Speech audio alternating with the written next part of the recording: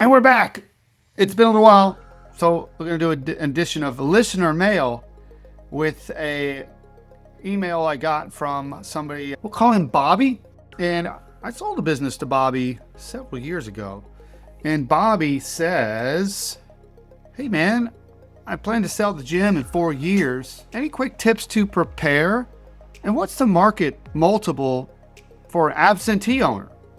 Just doing some planning. How far in advance do we need to get started to sell a business? My lease expires in 2029. So, Bobby, as we'll call you, number one, congrats on planning ahead.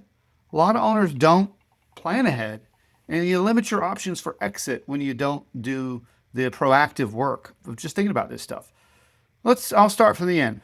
Your lease expires in 2029. This is being recorded in 2025, almost 2026. It'll be the year before we know it.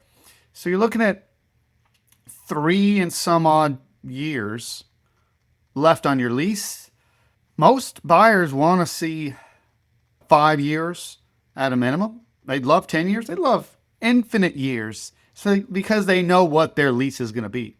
What business buyers want is infinite years at a fixed low price. That's not reality, but that's the incentive, right? That would be ideal. The reality is leases go up every year, and when they come to an end, that adds uncertainty. Now we don't know what the future rent's going to be, and that affects cash flow.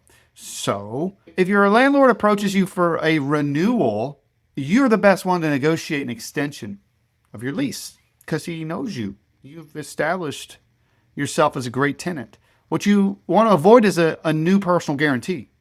So in regards to the lease, the ideal scenario is to extend your lease beyond 2029, 5, 10 years, maybe options to extend. Landlords don't like that either, by the way. But get as far out as you can on the company and limit your personal exposure. You want to sell your business, you have a personal guarantee now, advocate and negotiate for a reduced personal guarantee. Maybe the PG burns off in some amount of time. The default for landlords is you extend the lease, you extend the personal guarantee. You and the business are connected. You're trying to separate yourself from the business. So be mindful. Talk with a real estate attorney about limiting your obligations through the personal guarantee on your lease. But protect the business because you have a location-dependent business being a gym, and make sure it has a place there. Imagine moving the gym. It would be a pain in the butt, and you would lose people that like your location, your physical location. So that's my advice on the lease. How far in advance do we need to plan to get started? I'm recording this in 2025. People are going to look at this year out till about 2029. Then they won't care what happened in 2025. Typically, buyers look back 3 years. They care most about your most recent year, your trailing 12 months or your trailing 18 months. And the only thing they're looking back farther for is if there's a lot of volatility. If it's steady Eddie, if it's always like this, they don't care. If it's doing this, they'll look back farther to see what the general trend is. They'll look back farther for a trend line. What you want to see is this, just slow increase, or even a flat. What you don't want to see is a decline. And if you foresee a decline, just keep in mind, you got to have like at least 2 good years to correct for 1 bad year. Easier said than done, but in terms of preparing to sell, thinking about the trailing 12 months and the trailing 3 months is most important. Doesn't matter, it's because you're planning so far ahead. Just keep your numbers good. The other thing that you mentioned is, what's the market multiple for an absentee owner? Well, number one, congrats on being an absentee owner. I know when I sold that business to you, it was owner operated. So it sounds like you've made some progress to get it absentee. People love absentee businesses. Everybody's looking for an absentee business. Absentee business means to buyers mailbox money, right? I'm making money and I don't have to work. That's every business buyer's dream. In fact, why would you sell it if it's absentee? The reality is no business is absentee, and that means different things to different people. But if we could prove that the amount of time you spend on location and the amount of processes and procedures that you've baked into this business, so it's not dependent on you, so that you have a management team installed, that you have employees doing their thing, the more we can shine a light on those factors, the higher the multiple. Neil's free valuation for any business, you have a gym, but for any business, is For Main Street, it's half of 1 year's, between a third and half of 1 year's sales, or 1 to 3x your multiple of cash flow. Don't know what your cash flow is, but if it's 100,000, that's between 100 and 300,000 is how that multiple works. 1 to 3x. It could be higher. It could be lower. It's going to depend on a lot of qualitative factors.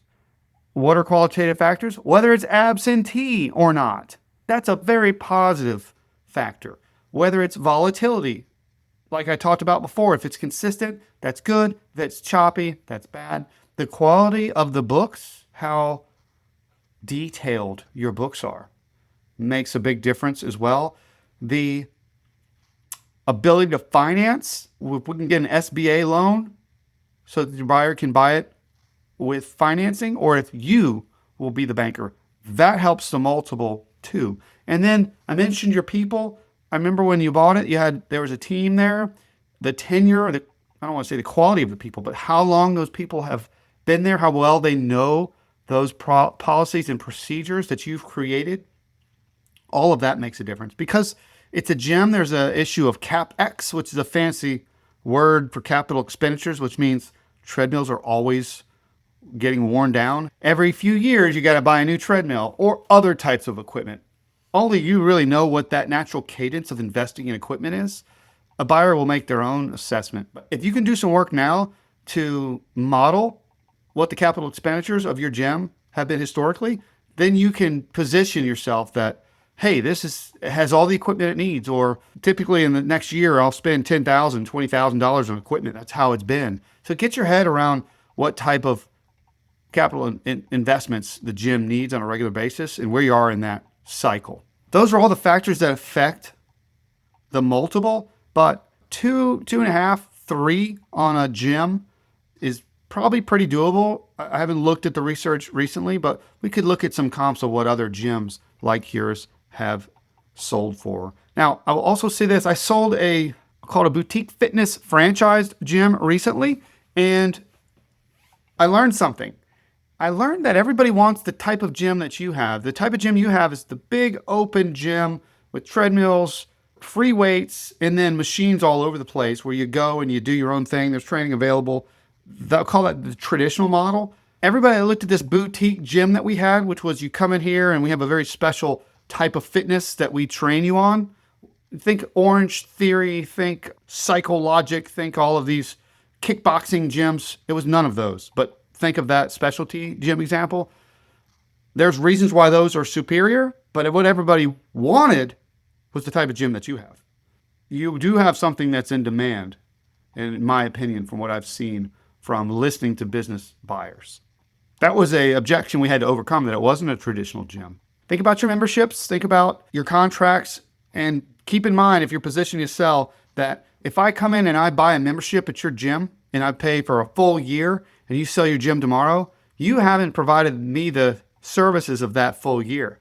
Technically, if I'm the buyer, I want the money that I just gave you, because that's unearned revenue.